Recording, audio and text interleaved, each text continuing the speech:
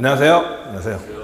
자, 저번 시간이어서 우리가 162페이지에 법령의 요건을 배워야 되는데, 자, 여기서부터가 진짜예요.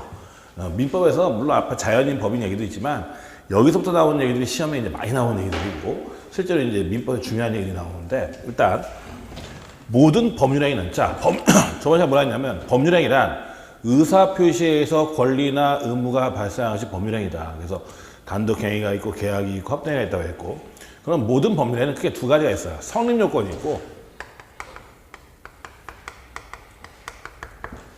효력요건이 있어요. 모든 법률에는 크게 성립요건과 효력요건으로 나눠져요. 이때 법률의 성립요건이라는 건 뭐냐면 그것이 법률행위로 보이기 위한 최소한의 요건, 최소한 이런 것들은 갖춰야 법률을 볼 수 있다. 이런 것들은 성립요건이라고 하고, 법률행위가 성립요건을 못 갖췄다. 그러면 불성립 혹은 부존재라고 얘기해요. 법률행위가 성립요건을 못 갖추면 그 법률행위 성립하지 않았다 해서 불성립 혹은 존재하지 않았다 해서 부존재라고 얘기를 해요. 그럼 성립요건을 갖췄다. 갖췄으면 그 다음에 효력이 있는지 없는지를 따져요. 그래서 효력이 있으면 유효, 효력이 없으면 무효가 되는 거고, 특이한 경우로 취소라는 게 있는 거죠. 그래서 만약에 법률행위가 성립요건을 못 갖췄다 그러면 무효, 취소 이런 얘기가 나올 필요가 없어요. 그냥 부존재하고 땡인 거예요, 땡. 근데 성립요건을 갖췄으면 그 다음에 효력이 있는지 없는지를 따져서 효력이 있으면 유효, 효력이 없으면 무효, 특이한 경우로 취소라는 게 있는 거죠. 그러면 가장 일반적인 성립요건은 뭐가 있느냐? 일반적인 성립요건으로서는 뭐가 있냐면 당사자가 있어야 되고, 목적이 있어야 되고, 의사표시가 있어야 되는 거예요. 즉 법률행위가 성립하려면 최소한 있어야 되는 게 당사자가 있어야 되고, 목적이 있어야 되고, 의사표시가 있어야 돼요. 세 가지는 무조건 있어야 된다. 그 다음에 당사자에 대해서는 효력요건은 권리 능력이 있어야 되고, 의사 능력이 있어야 되고, 행위 능력이 있어야 된다. 그 다음에 목적은 네 가지: 확정돼야 되고, 가능해야 되고, 적법해야 되고, 사회적 타당성이 있어야 되고, 마지막 의사표시는 하자가 없어야 된다. 이렇게 돼 있어요. 이제 이게 성립요건, 효력요건 이렇게 얘기를 해요. 뭐 쓸 필요 없어요. 다 나중에 다 알게 되는 거니까 별로 신경 쓸 필요 없는 거예요. 그래서 가장 일반적으로는 성립요건은 당사자, 목적, 의사표시 이 세 가지가 있어야 돼요. 근데 이거 말고 이제 특별 성립요건이라는 것도 있는데, 사실은 원래는 이 세 가지만 있으면 되는데 일정한 법률에도 특별한 게 또 필요한 게 있어요. 뭐가 있냐면 대표적인 유언 같은 건데, 유언의 방식, 법인은 등기, 혼인은 신고. 자, 우리가 부부는 법적인 부부가 되려면 결혼식만 올리면 법적인 부부예요? 혼인신고해야 법적인 부부예요? 혼인신고해야 법적인 부부죠. 그래서 법률혼이 있고 사실혼이 있다고 했죠. 그래서 혼인은 신고해야만 법적인 부부가 되는 거예요. 그래서 이것은 법률행위가 성립하려면 당사자, 목적, 의사표시만 있으면 되는데 혼인은 뭐까지 있으면 신고까지 있어야 돼요. 그 다음에 법인이 되려면 뭐가 있으면 방식, 등기해야만 법인이라 했죠. 등기 안 하면 법인이 아니라 했죠. 그래서 당사자, 목적, 의사표시 있다라도 법인이 되려면 등기해야 돼요. 특별히 필요한 거예요. 그 다음에 유언도 마찬가지인데, 우리가 이제 내가 죽을 때 해서 큰아들 얼마 주세요, 둘째 얼마 주세요, 이거 유언 아니에요. 우리 민법에는요, 유언의 방식이 딱 정해져 있어요. 5가지인데, 크게 6가지가 있는데, 자필증서에 의한, 공정서에 의한 유언, 구수에 의한 유언, 뭐 녹음에 의한 유언 해가지고 6가지 방식이 규정돼 있어요. 한마디로 말해서. 그 민법에 있는 6가지 방식을 따라야만 법적인 유언이 되는 거지, 그 방식을 따르지 않으면 법적인 유언이 되질 않아요. 한마디로 말해서. 그래서 그 대표적인 사건이 그거죠. 좀 얘기했었나? 연쇄 사건 얘기했었죠. 네. 연쇄 사건. 연쇄 사건 보면 기명, 날인해야 된다 했죠. 유언장은 기명, 날인해야 되는데 기명만 하고 날인해야 했다 했죠. 그럼 유언이 성립하지 않았다. 불성립. 성립요건이 뭐가 돼요? 불성립. 부존재예요. 그건 쓰레기야. 유언장도 아니고 그냥 종이 쪽지에 불과한 거예요. 한마디로 말해서. 근데 만약 유언장에다가 기명, 날인했어요. 그럼 유언은 성립했어요, 안 했어요? 성립했죠. 근데 유언 당시에 제정신이 아니었어. 제정신이 아니었어. 그럴 수 있잖아요. 그럼 뭐예요? 의사 능력이 없는 거죠? 그럼 뭐가 되면 무효가 되는 거죠. 그러니까 만약에 기명, 날인을 안 했으면 그게 유효인지 무효인지 따질 필요 없어요. 그냥 불성립 땡인 거예요. 그게 유효인지 무효인지 따질 필요 없어요. 불성립이야, 불성립. 근데 김영 날이 했어. 그럼 성립을 했어야 안 했어요? 했으니까 그 다음에 효력이 있는지 없는지 따지는 거죠. 제정신이냐 아니냐. 제정신 아니어서 무효가 되는 거죠. 알겠죠? 먼저 이렇게 돌아가는 거예요. 그래도 뭐 권리능력 의사는 해내는 배운 거고. 자, 여기 오늘 배운 건 확정 가능 적법 사유에서 네 가지인데 확정. 모든 법률은 확정돼야 된다. 따라서 불확정한 법률에는 뭐냐면 마찬가지 무효예요.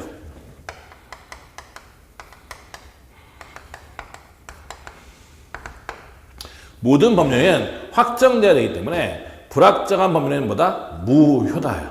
자, 이게 뭔 소리냐면 내가 차가 10대가 있어요. 티코부터 벤츠까지 10대의 차가 있는데 내가 차를 내 차 300에 팔게 라고 얘기했어요. 300 판다고.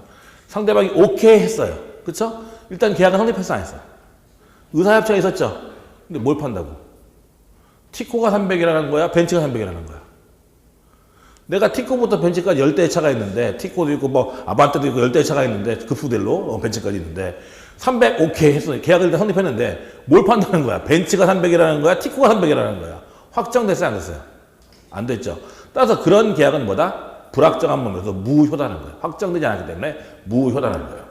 근데 그 중요한 게 뭐냐면 확정은 법률행위 당시에 확정될 필요는 없고 장차 확정할 수 있는 표준만 정해져 있으면 족하다라고 얘기를 하는데 그게 뭔 소리냐면 지금처럼 그냥 300 오케이 하면 그 불확정한 법률이 무효지만 내가 내 차를 300에 팔게요 라고 해놓고서 소나타급 이상으로 라고 했다는 거죠. 소나타급 이상으로. 그럼 아직 확정은 안 됐지만 확정할 수 있는 표준은 있어요 없어요? 있죠. 소나타급 이상을 했으니까 아반떼는 아니겠지 일단은. 알겠죠? 그러면 그 법률은 무효는 아니다라는 유효한 법률이다. 그래서 확정은 불확정한 법률은 무효지만 확정은 법률에 의한 확정될 필요는 없고 장차 확정할 수 있는 표준만 있으면 된다라고 얘기를 해요. 그 다음에 가능. 마찬가지 불가능한 법률에는 마찬가지 뭐예요? 무효예요. 이것은 불가능은 법률상 불가능하던 사실상 불가능하던 다 무효라고 해요. 법률상 불가능한 것도 무효고 사실상 불가능한 것도 무효다라고 얘기해요. 자, 뭐냐? 법률상 불가능한 거 남자 둘이 동사무소 갔어요. 왜 오셨어요? 혼인신고하려고요. 돼요? 안 돼요? 안 되죠. 아직은 안 되고 될 가능성이 많지는 않아요. 우리나라 솔직히 정거당. 아무튼 안 되죠. 법적으로 가능해 불가능해?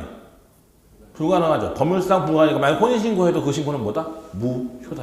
효력이 없다. 법률상 불가능한 거니까. 그 다음에 내가 아버지 모시고 법원 갔어요. 왜 오셨어요? 그랬더니 우리 아버지를 양자 삼으려고요. 돼요? 안 돼요? 법적으로 불가능하죠. 우리 법에서는 연장자는 양자 삼을 수가 없어요. 나보다 나이 많은 사람은. 그런 건 법적으로 불가능하니까 해당하도록 그건 무효라는 거예요. 그 다음에 중요한 건 사실상 불가능한 게 무효인데 이때 사실상 불가능한 것은 어떻게 판단하면 사회 통념에서 판단해요.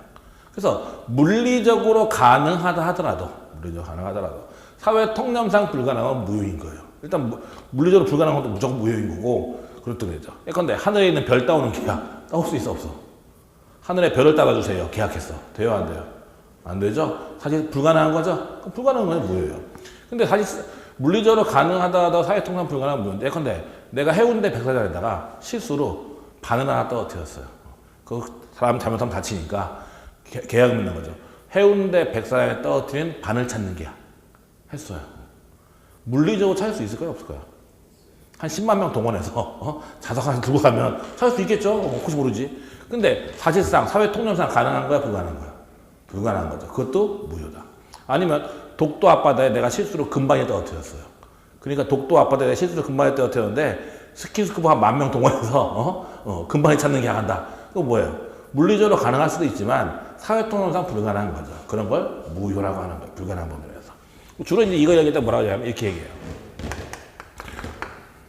나중에 이거 다 배울 텐데 갑소유의 집에 대해서 갑과 을이 5월 1일 날 매매 계약을 하고 5월 30일 날 뭐 돈 주고 소유권 넘기기로 했다.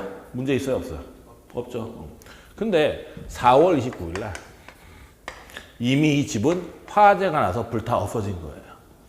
그럼 5월 1일 계약 당시에는 있는 집이에요? 없는 집이에요? 없는 집을 판 거죠. 이건 뭐라고 하냐면 처음부터 불가능해서 원시적 불능이라고 얘기해요. 처음부터 불가능하다 해서 원시적 불능이 돼버리고 그럼 저 계약은 불가능한 계약이죠. 그러니까 저 계약은 뭐냐면 무효예요. 근데 5월 1일 당시엔 집이 있었어요. 5월 15일 날 집에 화재가 발생해서 불타고 버릴 수 있겠죠. 그럼 이거 처음에는 가능했어, 불가능했어? 계약 당시엔 가능한데 나중에 불가능한 거죠. 이걸 뭐냐면 후발적 불능이라고 해요.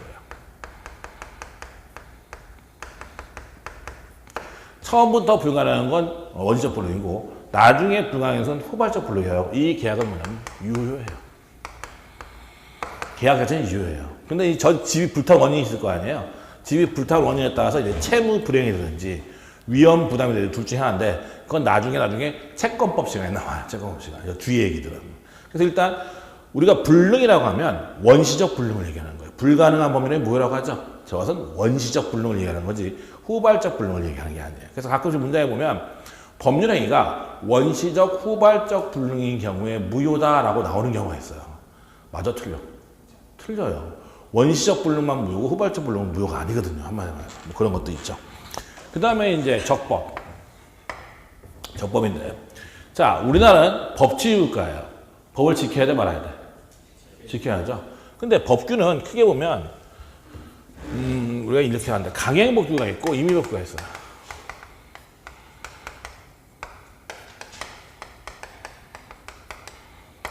강행법규와 임의법규가 있는데, 강행법규는 뭐고 임의법규는 뭐냐면, 강행법규는 말 그대로 강행, 강제적으로 행해지는 법규고, 임의, 지키든지 말든지 네 마음이라는 거죠. 그래서 이건 반드시 지켜야 되는 것이고, 이건 지켜도 되고, 안 지켜도 되는 거예요. 한마디 말해서.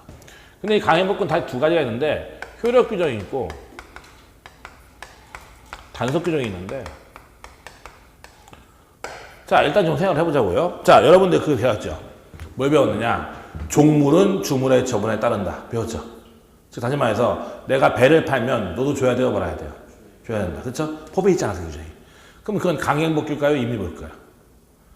반드시 지켜야 되는 규정이에요? 안 지켜도 되는 규정이에요? 그렇죠? 안 지켜도 되죠? 즉, 내가 배를 팔면서 너는 안 줄래요? 할 수도 있다고 했죠? 그러니까 그런 규정을 뭐냐면 임의규정이라고요. 법에 규정이 있는데 지켜도 되고 안 지켜도 되는 거. 그러니까 우리는 임의규정이라고 얘기해요. 근데 강행규정, 반드시 지켜야 되는 거죠. 거긴 두 가지가 있는데 효력규정이 있고 단속규정이 있는데 효력규정은 뭐냐면 효력규정을 위반하면 그 법률은 무효예요.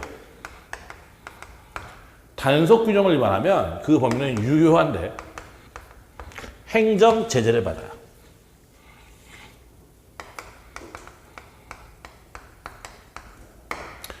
그러면 우리 판례에서 대표적인 효력 규정으로 본 게 뭐냐면 이런 시험에서 그게 나올 텐데 부동산 중개 수수료예요.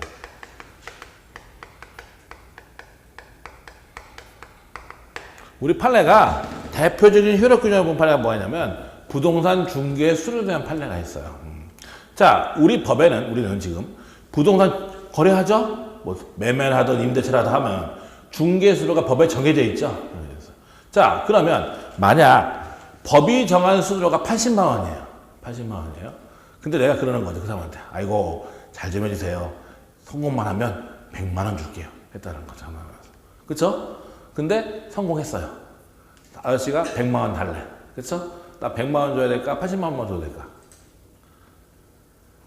법이 정한 수수료는 얼마야? 80만 원이죠? 근데 내가 100만 원 준다고 했어, 얘기를, 말로는. 근데 분개하니까 나 100만 원 달래. 100만 원 줘야 될까? 80만 원만 줘야 될까? 80만 원만 줘도 돼요. 중개수에 대한 우리 민법의 규정은 강행법 규정의 효력 규정으로 봐요. 그래서 그 한도액을 초과하는 부분은 무효라는 게 우리 판례예요. 그러니까 법에서 80만 원 돼 있으면 얼마만 주면 돼? 80만 원만 주면 되고 설마 100만 원 줄 수도 있죠, 내 실수로. 100만 원 줄 수 있죠? 그럼 20만 원 더 줬죠? 그거 돌려나갈 수 있을까 없을까? 있어요. 부당이득이니까. 그러니까 100만 원 주고 나중에 아이고 20만 원 돌려줘요. 할 수도 있어요. 한마디만 해서. 법적으로 가능해요. 당연히. 달라고 할 수가 안 주면 안 되는 거예요. 법적으로. 그래서 우리가 부동산 중개수료의 규정은 뭐냐면 강행법 규정에서 효력 규정을 봐요. 근데 이제 단속 규정이 뭐가 있냐면 주로 행정법 규정의 단속 규정인데 이런 것들이죠. 자, 내가 술집 가서 술 먹었어요. 근데 술값이 좀 과다하게 나왔어요. 나오려고 하니까 아저씨가 술값 내려줘. 아, 잘 됐. 딱 보니까 잘 됐어. 알고 보니까 그 술집이 무허가 술집이야. 잘 됐죠. 그래서 한마디 하죠. 당신 무허가잖아. 나 술값 못 내. 자, 될까 안 될까? 무허가 술집에서 술 먹었을 때에 술값을 법적으로 얘기하는 거예요. 내야 될까요? 말아야 될까요? 응? 그렇죠? 안 내면. 어깨가 내려서 끌려가겠지. 일단 끌려가는 높은데. 자, 무허가 술집에서 술 먹었죠? 술 먹었으면 무허가 술집은 행정 제재를 받아야 안 받아요? 벌금이나 과태료 이건 뭐가 먹어? 먹겠죠. 그렇죠? 그렇지만 사법상 매매 계약의 효력에 영향을 미치지 않는다. 더 쉬운 예를 들어보죠. 밤중에 가다 보면 포장마차 있죠. 떡볶이 팔고 오뎅 팔고 소주 팔고 하잖아. 먹었어. 어떻게 돼요? 그렇죠? 돈 내야 돼 말아야 돼? 내야죠. 하면 돼야 하는 거 안 되는 원래는. 불법 포장마차 하면 돼요 안 돼요? 안 되죠.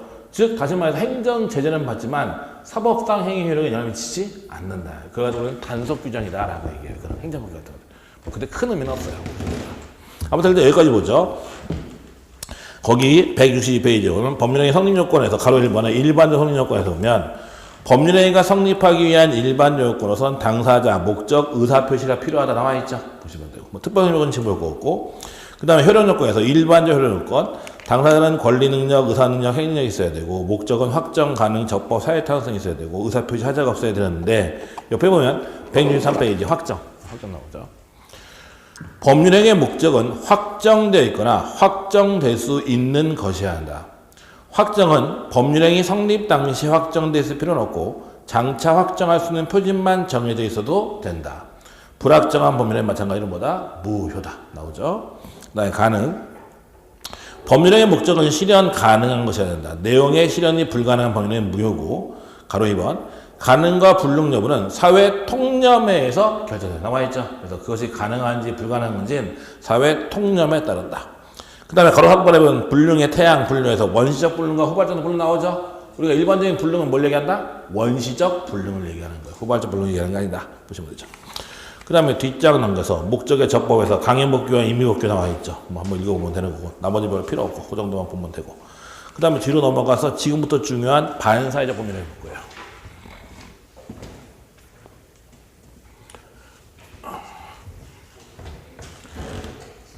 사회적 타당성과 관련해서 지금 166페이지에 반사회적 법률이 나오는데 반사회적 법률은 시험에 항상 돼요. 거의 빠지질 않아요. 이거는 103조와 104조는 거의 시험에 맨날 나온다고 보면 돼요. 자, 그럼 166페이지에 보면 민법 103조의 의미에서 1항 1번 보면 민법 103조는 선량한 풍속, 기타 사회질서에 위반한 사항을 내용하는 법률은 무효라고 규정한다고 되어 있죠. 자, 그럼 우리 민법 103조는 뭐라고 했냐면 선량한 풍속, 기타 사회 질서를 위반하는 법률 행위는 뭐냐면 무효다라고 되어 있어요. 그래서 우리 민법 103조에 보면 여기가 반사회적 법률이라고 하는데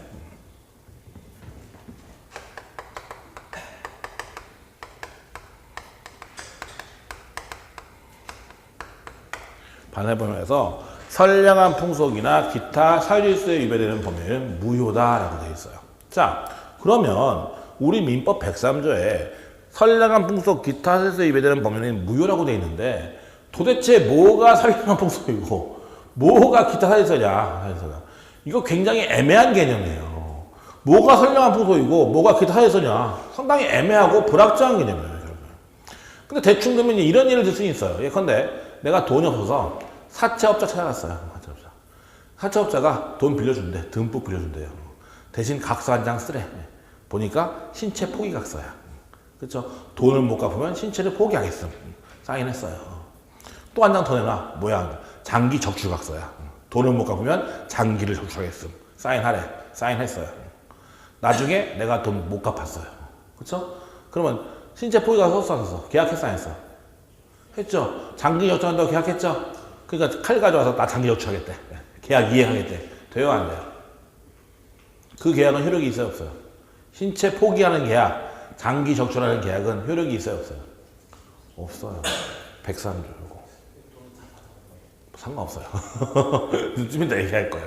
자, 뭐예요? 그것은 우리가 선량한 풍속 사회질서 위배되지 않습니까? 사실죠? 위배되죠? 그러니까 그런 것이 바로 103조 위반으로서 무효다예요. 무효다. 그래서 반사회적 법률로서 무효라는 게 바로 그런 것들이에요. 그래서 장기 적출이라든지 뭐 이런 것들, 신체 포기 가서라든지.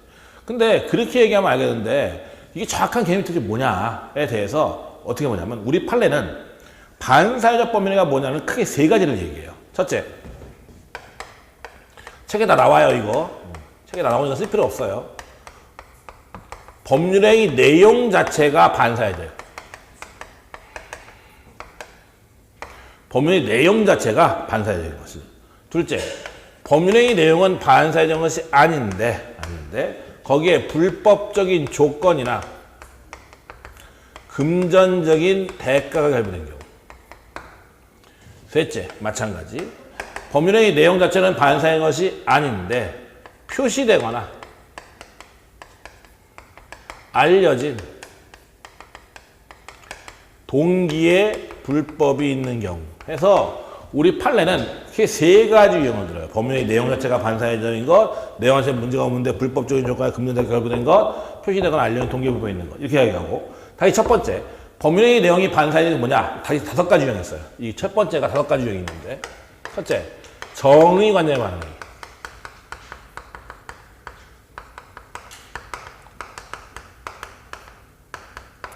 둘째, 인륜에 관한 행위. 셋째, 개인의 자유를 흙도로 제한하는 것.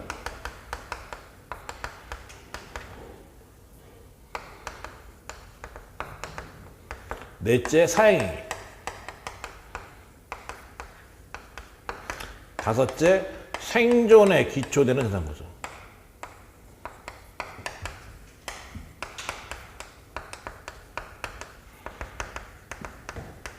앞으로 이 얘기는 여러분들이 10번도 더 들어요. 수없이 들을 거예요, 이 얘기. 지금 똑같은 얘기를, 이 얘기는. 왜냐면 시험에 맨날 나오거든, 이거는.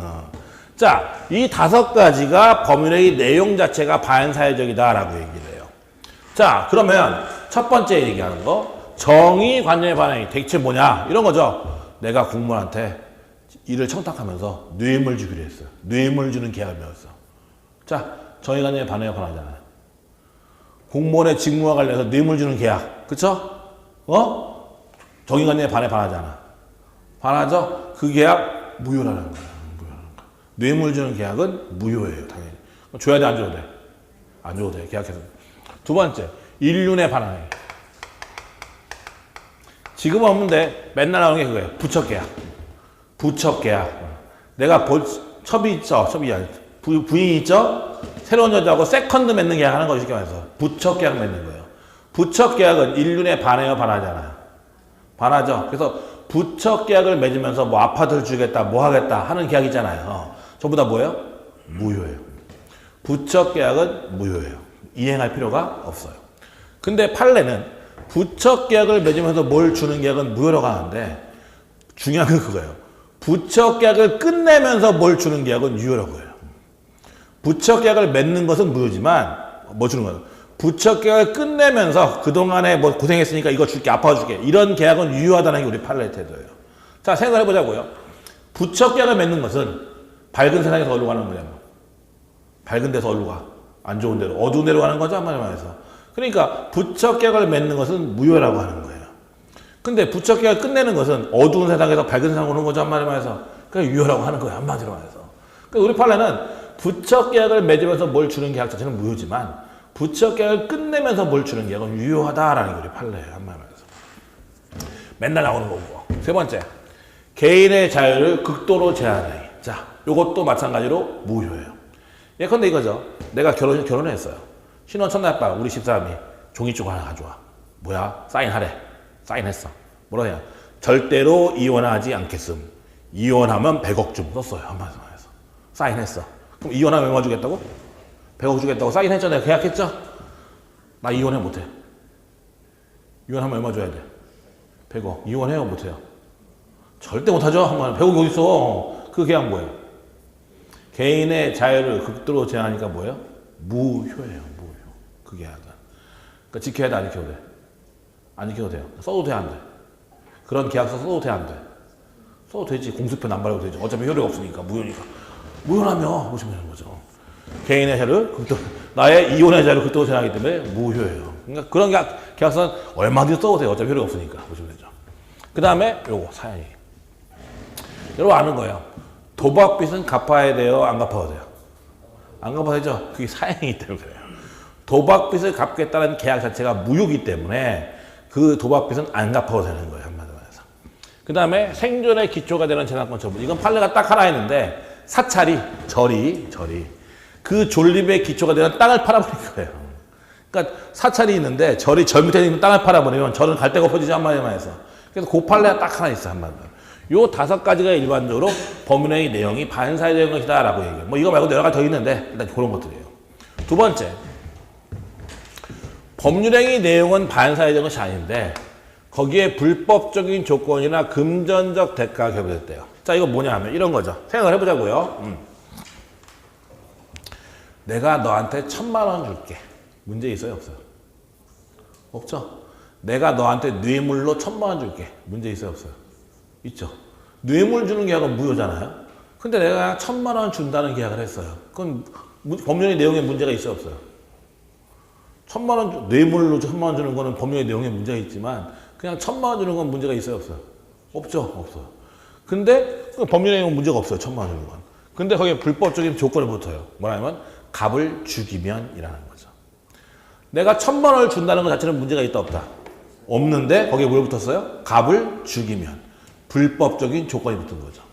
그러면 그 법령이 전부가 무효다라는 거예요. 내용 자체는 문제가 없지만 1000만 원 주는 건 문제가 없는데 불법적인 조건이 붙었기 때문에 그 법령 자체가 다 무효예요.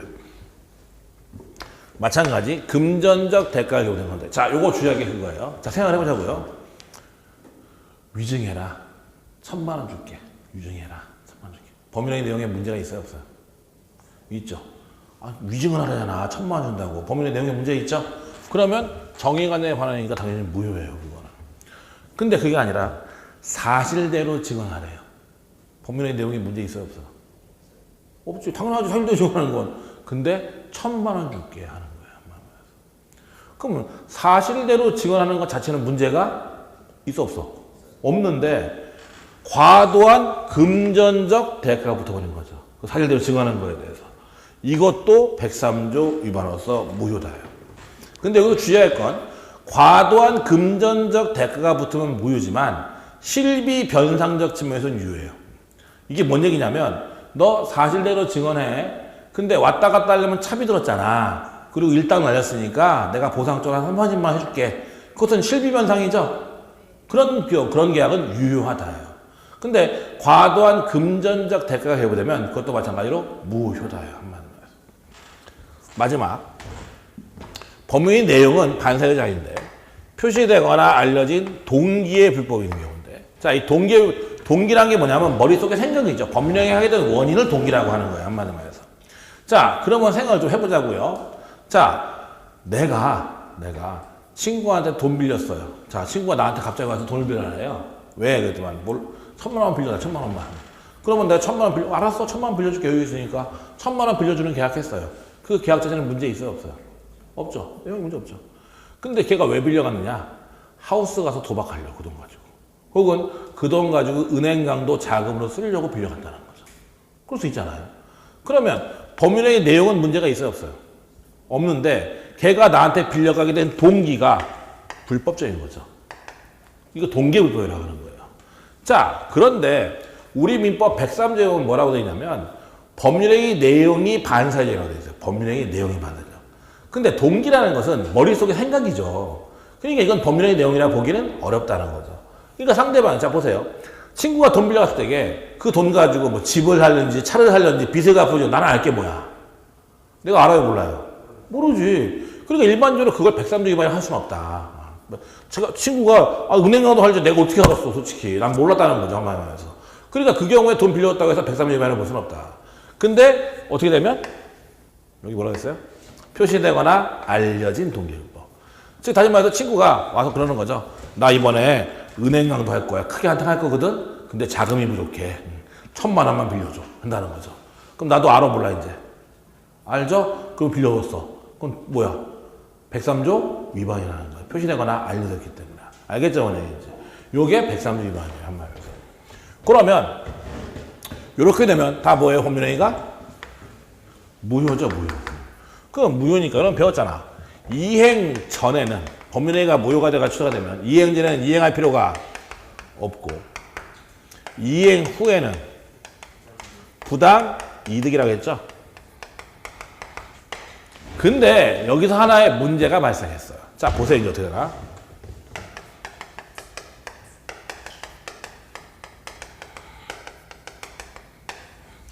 갑과 을은 부척기를 맺었어요. 부척기를 맺으면서 너 나 세컨드 해. 세컨드 하면 내가 아파트 하나 줄게. 했다는 거죠. 부척기를 맺었다는 거죠. 그럼 저 계약은 뭐예요? 무효죠? 그럼 아직 아파트 안 줬죠, 얘. 그럼 얘는 얘 보고 아파트 주세요. 이행을 청구할 수 있어요, 없어요? 없죠. 이행제는 이행할 필요가 없다고 했죠? 청구할 필요 없고. 얘도 얘 보고 첩해세요. 요구할 수 없죠. 그럼 이행 후는 어떻게 하냐? 등기 넘어갔어요. 소유권 넘어갔죠? 그럼 이행 전이야, 이행 후야? 이행 후죠. 그럼 이행 후에는 뭐예요? 부당? 이득이죠, 원래. 그러면 갑은 다시 돌려려고 할 수 있죠. 그렇죠. 부당 이득이니까. 그러면 생각을 해보자. 갑, 좋은 놈이야, 나쁜 놈이야?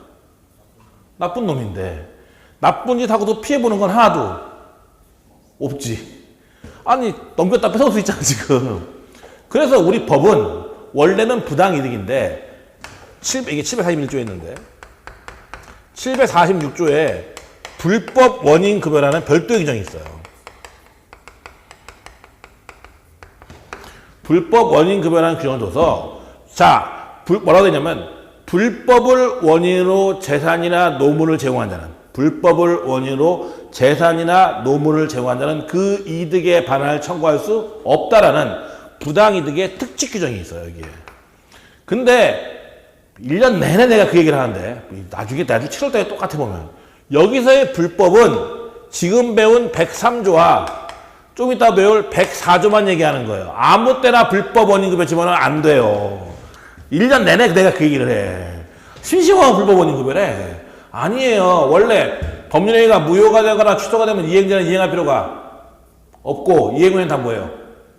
부당이득이야. 부당이득. 끝이야. 그게 원래. 근데 지금 배우는 103조하고 반사회적 법률행위하고 좀 이따 배우게 되는 폭행위 여기만 불법 원인급여예요. 아무 때나 불법 원인급여 주면 안 된다고요. 한마디로 해서. 심심한 불법 원인급여라고 맨날 그래요. 보면 나중에 보면. 그래서 이 경우에 보세요. 그래서 원래는 얘가 부당이득 반환 청구할 수 있죠. 청구할 수 있는데 불법 원인급여 정에서 불법을 원인으로 재산이나 노무를 제공한 자는 그 이득에 반환을 청구할 수가 없으니까 얘는 얘한테 부당이득 반환 청구할 수가 없다. 103조 위반의 경우는 부당이득 반환 청구가 안 돼요. 안 돼요. 그 다음에 내가 소유권이 있으니까 소유권에 대한 반환 청구 그것도 안 돼요. 그래서 그러면 보세요. 얘는 돌려줘 안 돌려줘? 등기 받았죠? 집 돌려줘야 돼 말아야 돼? 부처 그냥 매었죠? 등기 넘어왔죠? 집 돌려줘야 돼 안 돌려줘도 돼? 안 돌려도 돼요. 첩해야 돼 안 해도 돼? 안 해도 되죠. 안 해도 되지 당연히. 집 하나 생긴 거예요 그냥 법적으로. 알겠어요? 뭔 얘기인지 이렇게 돼버려요. 그래서 부처 103조 위반인 경우에는 이행자는 이행할 필요가 없지만 이행은 마찬가지 부당이 되지만 불법 원인급여 정에서 부당이득 반환 청구할 수 없게 되어 있어요. 이게 이제 103조예요. 자, 그 다음에 배워야 될 게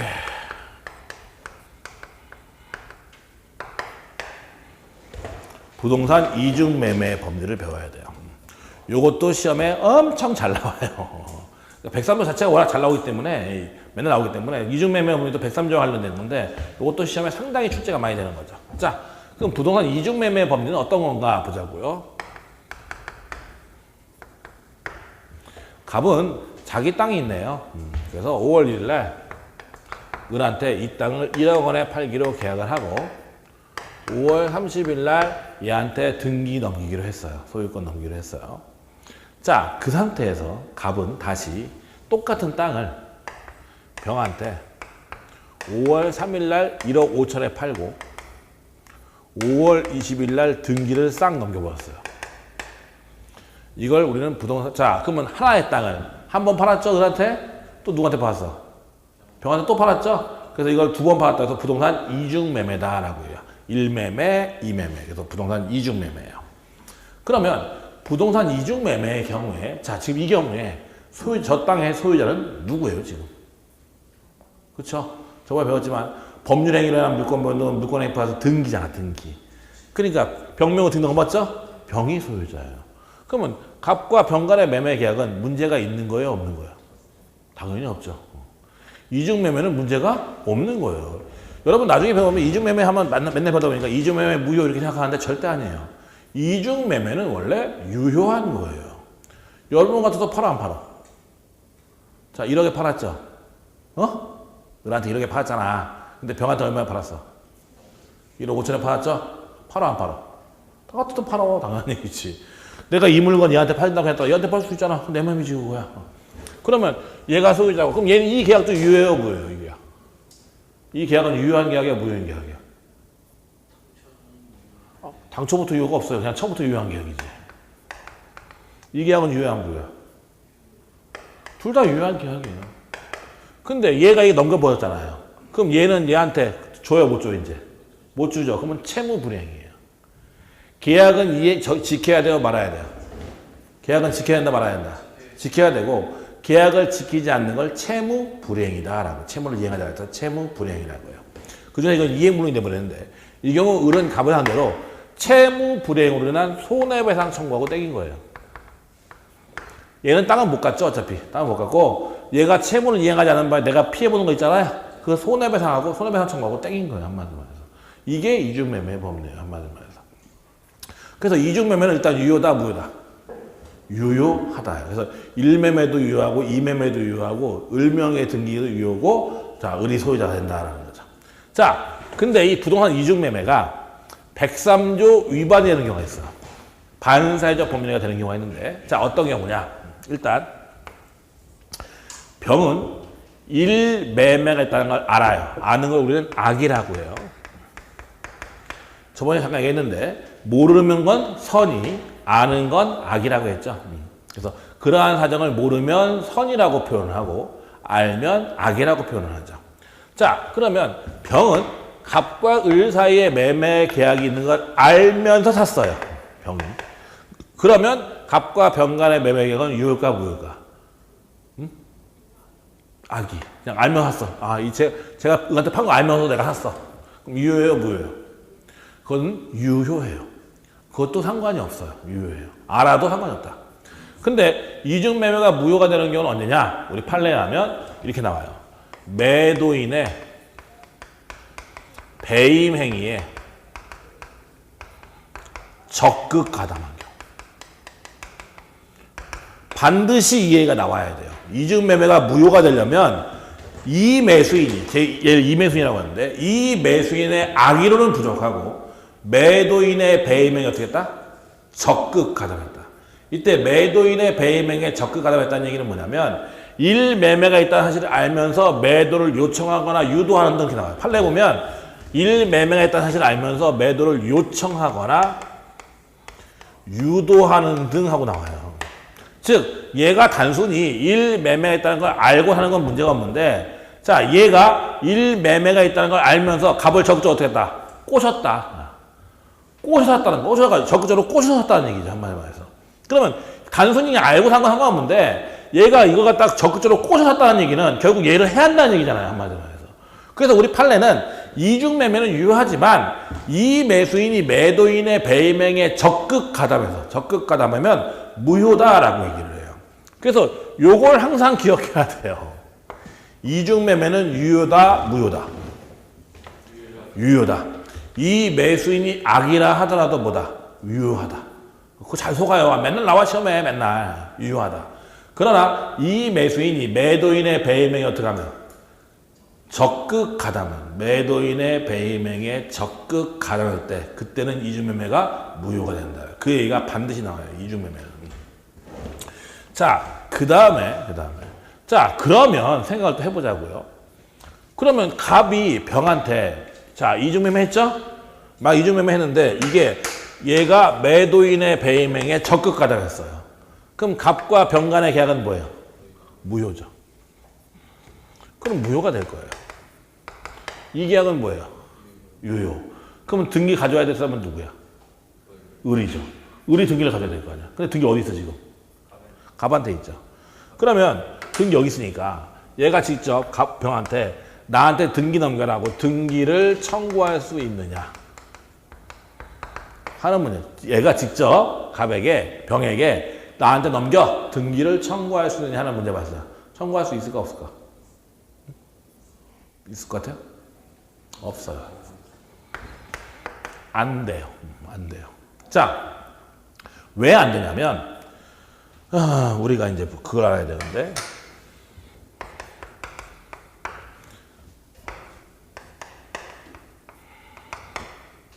나중에 또 다 배울 텐데 갑과 을이 매매계약 했죠. 매매계약만 하면 소유자예요? 등기야 소유자예요? 그러면 얘가 얘한테 등기 요구를 한 걸 등기청구권이라고 하는데 이 등기청구권은 채권일까요? 물권일까요? 응? 이게 핵심이에요. 을이 갑한테 등기를 청구할 수 있죠? 이 등기청구권 채권일까? 물권일까? 그쵸. 저건 뭐냐면 채권은 대인적이고요. 물권은 대대적이에요. 누구한테 주장할 수 있는 건 물권이고요. 특정한테 주장할 수 있는 건 채권이에요. 그럼 얘는 누구한테만 주장할 수 있어요? 등기적으로. 그러니까 채권이에요. 법률에 관한 등기청은 그래서 채권을 청구권이라고 얘한테만 주장할 수 있습니다. 근데 갑소에 땅이 있죠. 얘가 등기되어 있는데 을이라는 애가 서류 위조해서 지명으로 등기했어요. 서류 위조해서.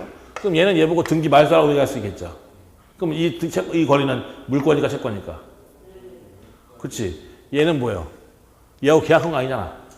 소유자로서 하는 거잖아 지금. 이건 계약한 거고 이건 소유자로서 한 거잖아요. 소유권에 대한 물권이에요 이거는. 그래서 이 경우는 채권 채권 이건 물권 채권이에요 사실은. 나중에 되면 다 알게 돼요. 자동적으로 알게 되는데 자 보세요. 얘는 그럼 누구한테 등기 청구할 수 있어? 계약 누구하고 했어? 이게 소유자 아니잖아. 만약에 소유자라면 물권 청구할 수 있는데 소유자 아니잖아요. 누구한테만? 갑한테만 청구할 수 있지 얘한테 할 수 있는 건 아니에요. 채권이기 때문에. 따라서 을은 직접 병명 등기이 되는 거 이거 등기에 말서 직접 청구할 수는 없다. 당연히. 지금 하는 얘기는 다 시험에 나오는 얘기예요. 그러면 누가 등기를 가져와야 돼? 지금 이 등기 뭐예요? 병명의 등기는 효력이 있는 거야 없는 거야? 없는 거죠? 그러면 얘는 소유자잖아. 그럼 소유권에 등기 말소. 자, 말소. 여기서 나오는 게 이제 뭐냐면 채권과 대유권인데.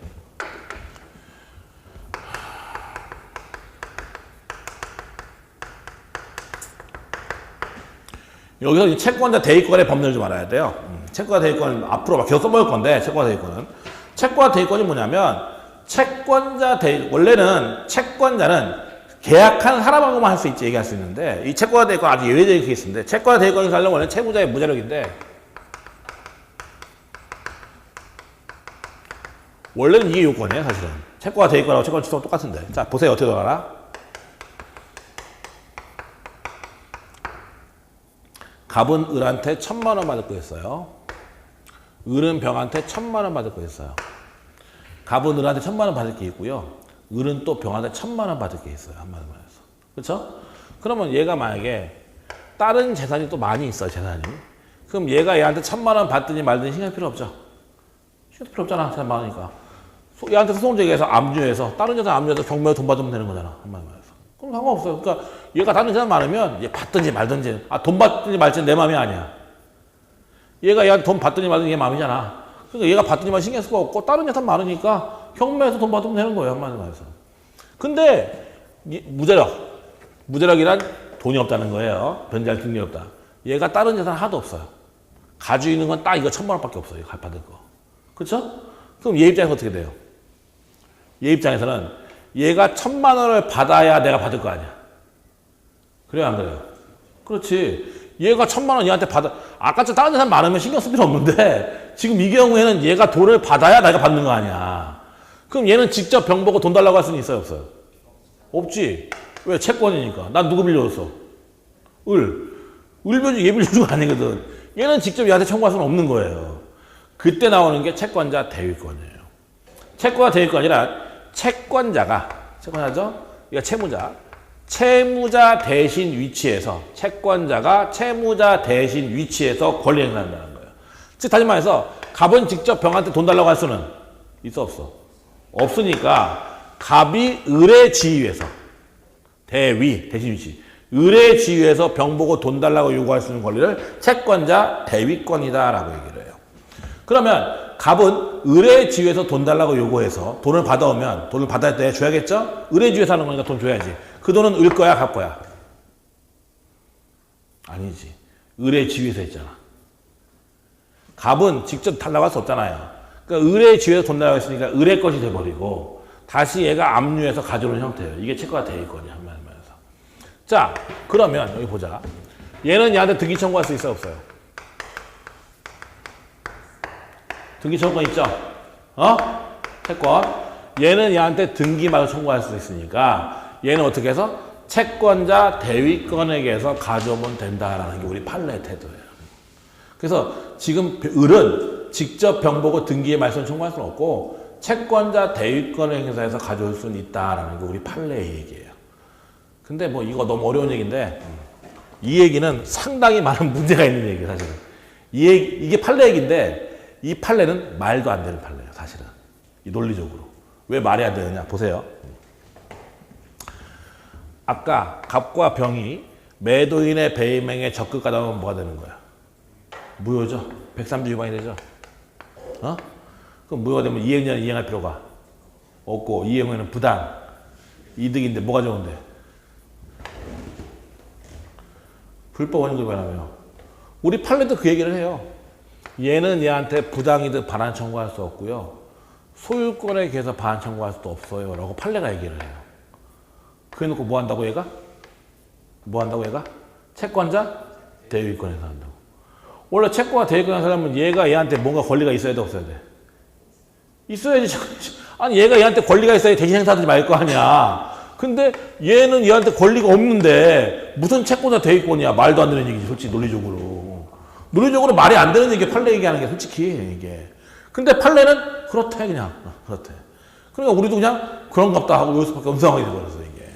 그래서 사실은 이 이중매매에 대한 판례가 상당히 이론적인 문제가 있는 판례예요 사실은. 왜냐하면 소유권에 대한 반환 청구도 할 수 없고 부당이득 반환 청구도 할 수 없는데 무슨 뜬금없는 채권한테 대위권이야. 권리가 있어야 되는 거지 한마디로 말해서. 그래서 이 판례는 상당히 논리적인 문제가 있는 판례예요. 근데 시험에는 저 판례 그대로 나오기 때문에 우리 그냥 그렇게 기억할 수밖에 없는 거죠. 뭐 그런 얘기들이 책에 쭉 나오는데 책에 있는 얘기들은 잠깐 쉬었다 보도록 하자고요.